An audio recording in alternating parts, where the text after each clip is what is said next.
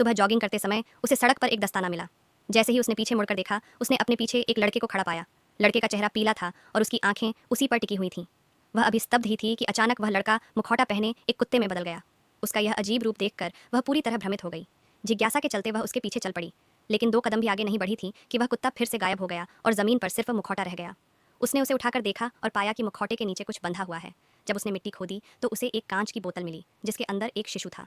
हालांकि यह सब सिर्फ एक डरावना सपना था, लेकिन इसने केसी को लंबे समय तक परेशान किया। उसी समय वह अपने पड़ोसी के बच्चे की बेबी सिटिंग कर रही थी और अपनी परेशानियां अपनी सबसे अच्छी दोस्त से साझा कर रही थी। तभी उसे ऊपर से कुछ आवाज़ सुनाई दी। यह सोचकर कि बच्चा जाग गया होगा, वह जल्दी से ऊपर गई। वहां उसने पड़ोसी के बड़े बेटे मार्टी को अपने छोटे भाई के सामने एक आईना पकड़े हुए देखा। वह यह पूछने के लिए आगे बढ़ी कि आखिर हो क्या रहा है, लेकिन उसकी दोस्त कैथी ने इस पर ज्यादा ध्यान नहीं दिया। तभी पड़ोसी घर लौट आए और केसी जल्दबाजी में वहां से निकल गई, यह जाने बिना कि असली डरावना सपना तो अब शुरू होने वाला था। अगली सुबह कैथी नाश्ता बना रही थी। जैसे ही उसने अंडा तोड़ा, उसके अंदर एक कीड़ा निकला। वह डर गई और उसे तुरंत नाली में बहा दिया। संयोग से उसने ऊपर देखा और पाया कि मार्टी उसे घूर रहा था। यह देखकर केसी असहज हो गई। स्कूल पहुंचकर उसने यह बात अपनी सबसे अच्छी दोस्त और अपने बॉयफ्रेंड को बताई।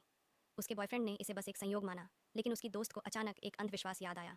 कहा जाता है कि 1 साल से कम उम्र के बच्चों को आईने में नहीं देखना चाहिए, क्योंकि अगर वे आईने में देख लें तो इसका मतलब होता है कि उनकी मौत करीब है। क्लास में बैठी केसी को अचानक चक्कर आने लगा। जब उसने आंखें खोलीं तो ब्लैक बोर्ड पर लिखे शब्द बदल चुके थे। जो भी wants to be born now. उसे लगा शायद वह वहम देख रही है, लेकिन जब उसने अपनी कॉपी देखी तो उसमें भी वही वाक्य भरा हुआ था। वह अभी इस उलझन में ही थी कि एक कीड़ा उसके हाथ पर रेंगने लगा। वह घबरा गई, अचानक खड़ी हुई, अपना बैग उठाया और क्लासरूम से बाहर भाग गई। उसे लगा कि नहाने से शायद उसका दिमाग साफ हो जाएगा, लेकिन नहाने के बाद उसकी दोस्त ने नोटिस किया कि उसकी आंखें अजीब लग रही थीं। वह जांच के लिए अस्पताल गई। डॉक्टर ने बताया कि उसे हेटेरोक्रोमिया है। यह आमतौर पर जन्म से होता है, या आंख पर चोट की वजह से, या फिर किसी ट्यूमर का संकेत भी हो सकता है।